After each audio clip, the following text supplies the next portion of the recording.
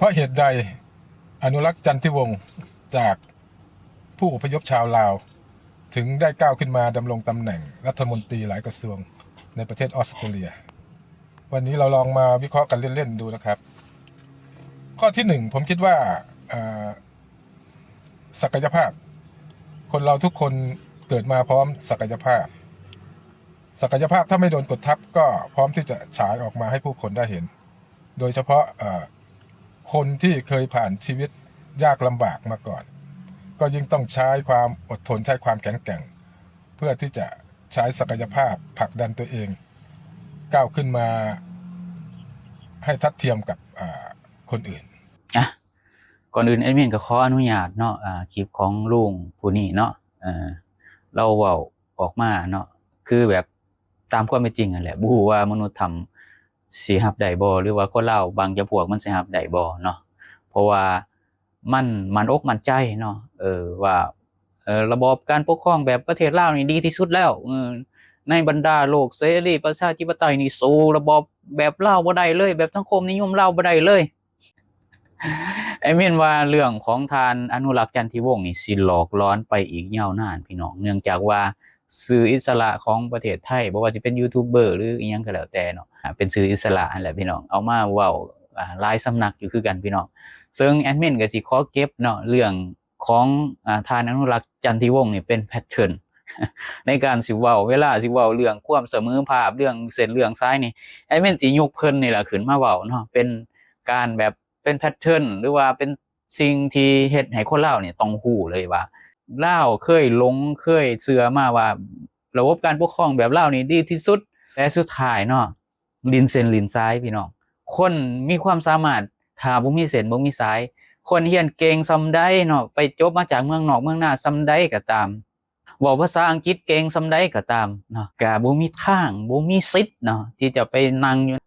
รัฐมนตรีกระทรวงนั้นนี่เนาะที่มันแบบได้ตำแหน่งดีๆอีหยังต่างๆนี่ยากเนาะถ้าบ่มีสายเลือดการนำถ้าบ่มีสายเลือด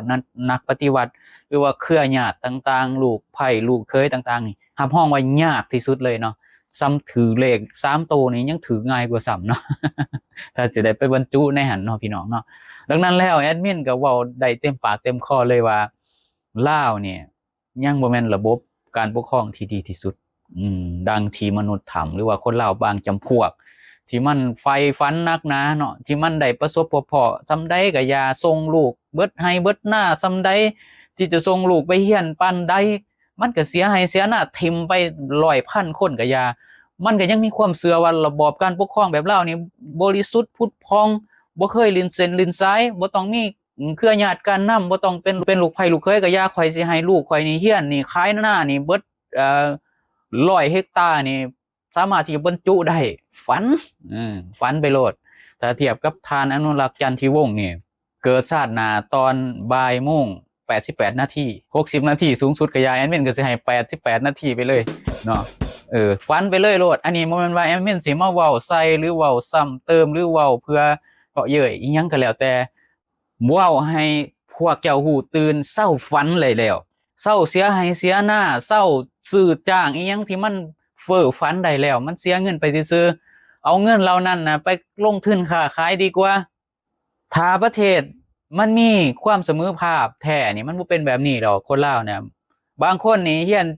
จบแล้วนี่อยากไปบรรจุเป็นครูนี่ยังบ่ได้เลยเป็นทหารก็3 เดือนเงินเดือนออกเทื่อนึงเป็นครูบางมองก็3 เดือนออกเทื่อนึงมันสิทันกินอยู่ไสเพราะฉะนั้นแล้วเนี่ยเลิกเฟ้อฝันได้แล้วเนาะเลิกเนาะหวงอำนาจแทนเขาได้แล้วพวกที่มันบ่ยอมรับเนาะจริงๆมันฮู้อยู่ได้พี่น้องคนลาวบางจำพวกหรือว่าคนลาวบางคนหรือว่ามนุษย์ถ้ำนั่นแหละมันฮู้อยู่ได้จริงแท้แอดมินเว้านี่บ่แม่นว่ามันบ่ฮู้ได้มันก็บ่ได้โง่ปานนั้นดอกแอดมินว่านะเชื่อว่าจังซั่นแต่เนาะมันอดบ่ได้เจ้าเป็นไผจะมาเว้าให้ผู้ที่เขามีอำนาจนี้สรุปเนาะต้องมีอำนาจคือเขาจังเว้าได้แม่นบ่การเรียกร้องการวิจารณ์เนาะสิ่งที่ถูกต้องชอบธรรมสิ่งอยากให้มันมีความเสมอภาคกันนี่บ่ได้แม่นบ่ต้องมีอำนาจคือเขาก็แม่นบ่คันสั่นฟันสาดหน้าตอนบ่ายโมง88 นาทีคือเก่าถึงมาได้สิพากันตื่นวะคนลาวเฮานี่วะบางคนมันก็บอกว่าโอ้ยนั่งเว้าแต่อยู่กับหม่องบ่กล้าเอาออกมาเว้าข้างนอกก็ยังดีเด้พี่น้องดีกว่าคนที่มันอยู่ข้างนอกเนาะ ใช้ชีวิตปกติแต่มันเว้าบ่ได้คือแอดมินพี่น้องลองไปเว้าเบิ่งเรื่องถนนข้างเข้าบ้านตัวเองน่ะลองเว้าเบิ่งวิจารณ์เบิ่งอะลองเว้าเบิ่งเอ้ยเป็นหยังเงินเดือนบ่ออกเงินคู่นี่เว้าเบิ่งกล้าเว้าบ่พวกอยู่ในนอกโลกบางคนมันออกฮ้อนออกล้นแห้งพี่น้องมันเห็นแอดมินออกมาเว้านี่แอดมินก็เว้าด้วยเหตุด้วยผลนั่นแหละว่าสภาพบ้านเมืองเป็นแนวใดในประจำวันนี่คนลาวถูกเอารัดเอาเปรียบจังใดเนาะมีสแกมเมอร์มีจีนเฒ่ามีคนลาวถูกเอารัดเอาเปรียบแนวใดพนักงานเฮ็ดแนวใดแอดมินก็เฮ็ดข่าวเกี่ยวกับเรื่องนี้ตลอดแต่ยังมีคนลาวบางจำพวกมนุษย์ถ้ำบางคน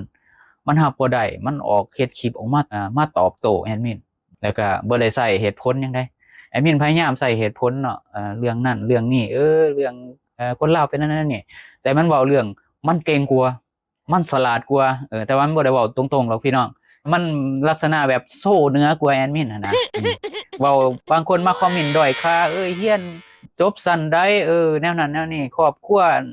ต้องเป็นเศรษฐีก่อนระดับหาเช้ากินค่ำตัวมีความรู้ส่ำใด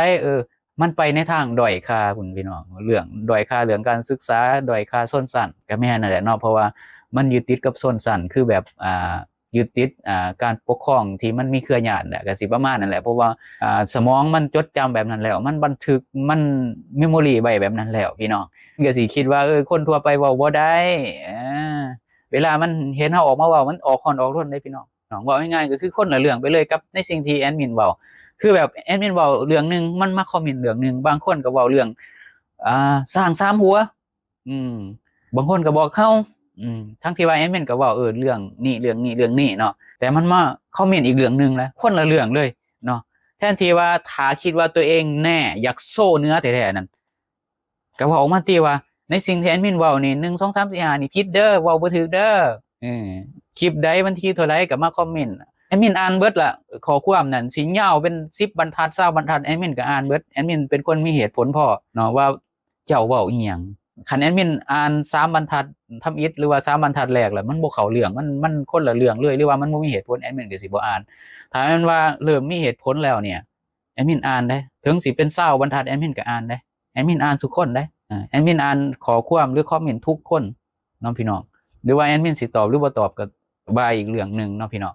เนาะแอดมินเห็นแล้วนี่หาเหตุผลยากพี่น้องอยากมาโซ่เนื้อใส่แอดมินเนาะอยากมาคิดว่าเนื้อกว่าแอดมินแต่เหตุผลบ่เพียงพอพี่น้องไปทั้งด่าไปทั้งด้อยค่าว่าข่อยนี่หังมีกว่าเจ้าไปทั้งหังมีเพิ่นได้บางคนมาโซ่โอ้ยข่อยมีรถขับใดๆเพิ่นว่าเด้ข่อยอายุน้อยกว่าเจ้าข่อยมีรถขับใดๆเจ้าอายุปานนี้เจ้ามีรถขับคือข่อยบ่เพิ่นว่าเด้ไปทางใหม่เลยพี่น้องโลกประชาธิปไตยเว้าเรื่องวิจารณ์การปกครองไปทางหังมี